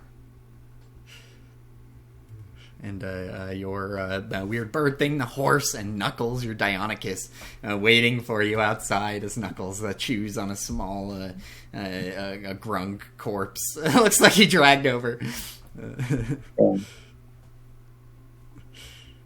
Well, Is there anything else we need to destroy that, or anything else we need to do in the city? No. Or where do you would quickly find out that you have indeed destroyed the Soulmonger, and the death curse has been lifted. Oh, the death curse. You can let me know if there's anything else you might do here, but when you do return to Port Nyanzaru, you'll find the streets alive with a celebration. You'd quickly find your dear friend Iku already looking better as she the health visibly returns to her features. Color fills back in as she returns to her normal self. The death curse has been banished as you've saved many lives, and tales quickly spread of the heroes. You become wealthy, famous, wherever you end your wherever you leave yourselves. And so let me know, Trenton, where you might go, what you might do. You have some relics of the past, things like the black opal crown, the skull chalice, these Omuan relics you may have looted. Are you like getting as much money as you can, or is anyone trying to restore Mwaxinare to power or anything like that. What would you be up to, Trenton? Yeah, I don't think the returning power of the Queen of Omu was good, because she screams like she was seething for revenge in all kinds of very dark and nefarious things. So as great as she didn't sound like she was going to be a peaceful ruler of the place. She wanted to return it to its former glory, and its former glory was kind of like dark, right? Am I interpreting that correctly? Yeah, it's I mean, it's your up to you if you think it was a dark time back then. I asked her a couple times, like what exactly she would do when she got it, and every time she did it, it'd be a villainous monologue, if I'm remembering. I'm like, she's more or less a child, who just wants to rule, and she seemed to think that she's kind of the queen of everywhere, including she referred to Waterdeep and Neverwinter as provinces under her. She seems to assume that she's like queen of the literal world, but she's also a child. So so it sounds like you're just sort of seeking out the highest bidder for these things. Yes, I would rather keep Omu's secrets, what remains unexplored, still a secret, before putting her back in power of such a magnificent place. Absolutely, you are able to get just countless amount of wealth and able to restore Kit with a small fraction of that wealth. You're able to buy a greater restoration and unpetrify your friend, which means you actually made it with no deaths other than literally every NPC. If I would have rolled any higher on that time stop, we would have had some deaths. The petrified a petrified person should be able to be restored too, right? Yep. Kit, Ika would help you find someone who restores Kit as you're all reunited, and Kit is unpetrified. So you managed to make it out. Every single NPC died, but you're all good. Yeah. Hey. Yeah, that or if instead of Sladsby, one of us took the finger of death, I think two would have. Very different scenario. I was ready for it. I was kind of hoping I'd get it. That's right. You were immune to it. And 5 hit points. I got a lot of hit points. Morphacious, he really enjoyed being with this crew, but you know him. He likes to be moving. You know, he always has to be he's roaming the prime material plane, and he might, try to get to some others. So he wants to just keep moving on. Yeah. Trenton was definitely happy to be back to port and back to simpler times. He knows that some of the goblin tribes that he was working with were left with no negotiator with the people of Port Nyanzaru, and given his fantastic wealth, he's definitely interested in philanthropizing in the goblin people surrounding the port and trying to set up trade and continuing his efforts in working with the indigenous goblins. All, of course, while smoking nothing but the finest grasses from the area. And you had the Thanos Gauntlet of Hrakamar, I do recall. Would you be returning to that dwarven forge and trying to reclaim ancient dwarven secrets ruling over there? Or are you doing more of a on your own kind of a thing, hanging out in the city? Are you returning the Gauntlet to Hrakamar maybe, selling it? What do you do with that? Once we get situated, I'm definitely going to inquire. I'm also a man of money, but given my ridiculous worth, I'm more into philanthropy now than I am to filling one's pockets. And so I'll definitely check in with some of the local dwarven guilds, make a big hoopla about it to ensure that I'm written in the novels of time. But yes, I can make a return to Hrakamar via the port. Maybe get us a new boat and spend way too much time clockworking the living shit out of it before heading back. Absolutely. And so, as Trenton works with the goblins, the dwarves, a new age of prosperity washes over this land, with the reclaimed forges stocked with valuable metals, the mines bustling the land of Cholt enters a new golden age, and you all are able to buy a palace if you choose to among the merchant kings. You're able to live like one of them for the rest of your days. Oh yeah, go ahead. What about the fate of the genie lord? Ooh, yes. After Serac, after Serac is banished, just a little bit more inspection of the tomb, you're able to find your deity. After some time, they're able to escape. They were trapped in a pit of corpses, but there was a trick to get out. Your genie, your Tao, is able to return to you. You're able to break her free with a Serac banished, although she does warn you that she can sense a Serac is not gone. He's reforming.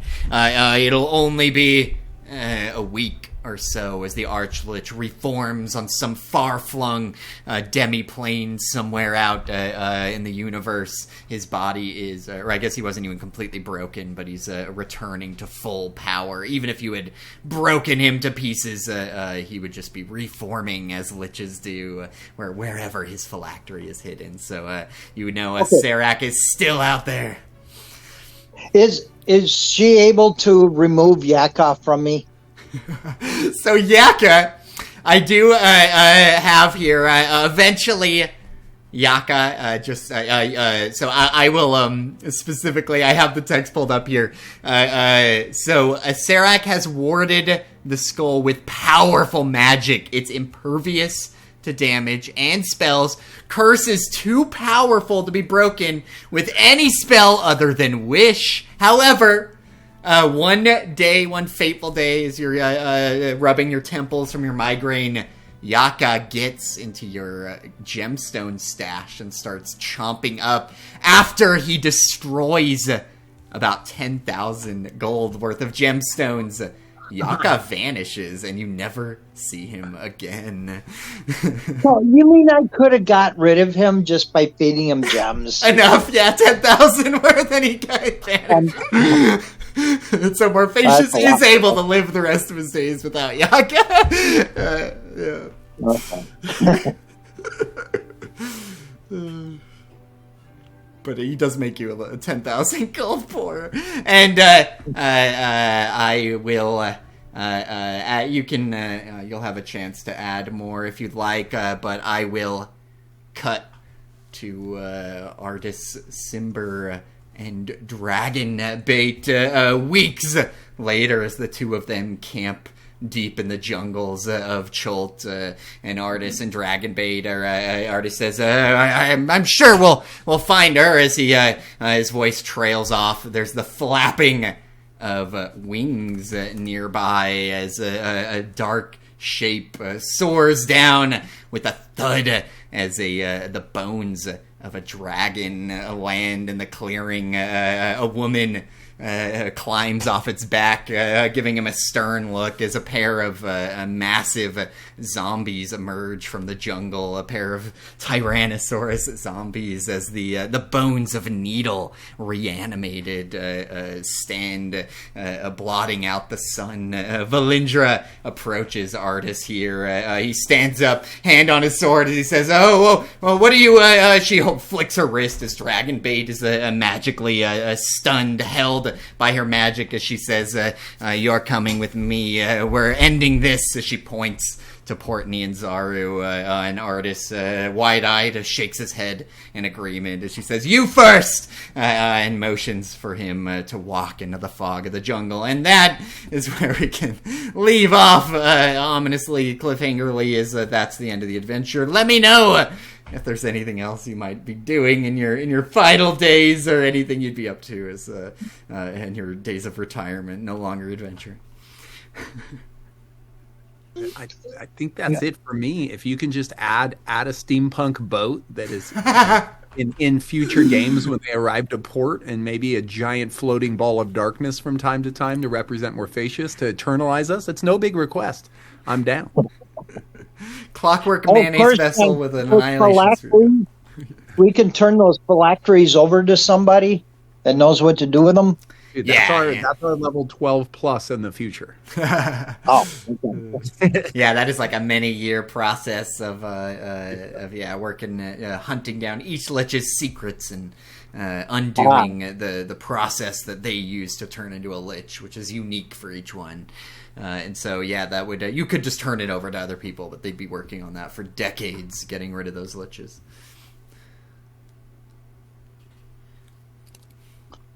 But that is it. You guys pretty much 100% of this thing. You did the whole hex, whole dungeon. Yeah, you did it. Yeah, I think there was a singular room we did not make. There's like a room we skipped or couldn't solve, and then the dumpster room that dude was in, or whatever that, with all the bodies.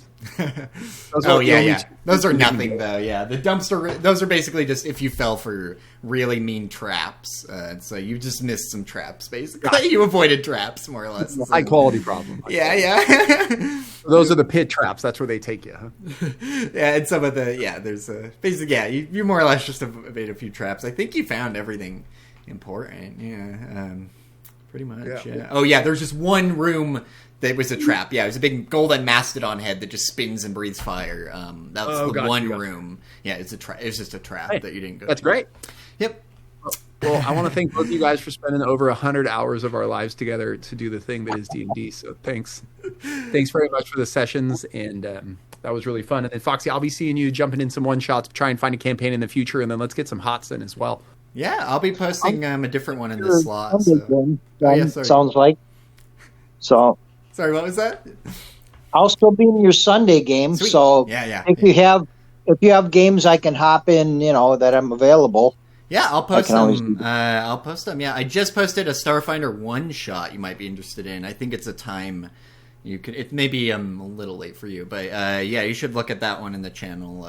That's a good one to learn Starfinder if you're curious. But yeah, I'll post any new ones, and I'm gonna post a new one in this slot. So keep an eye on that. I'll have something else running in this time slot. You're always welcome to be, just sort of a one-shot lurker. You can skip most of them. It's fine if you're skipping and then maybe unskipping before. That's totally cool if you want to be have an excuse to be hopping in and out.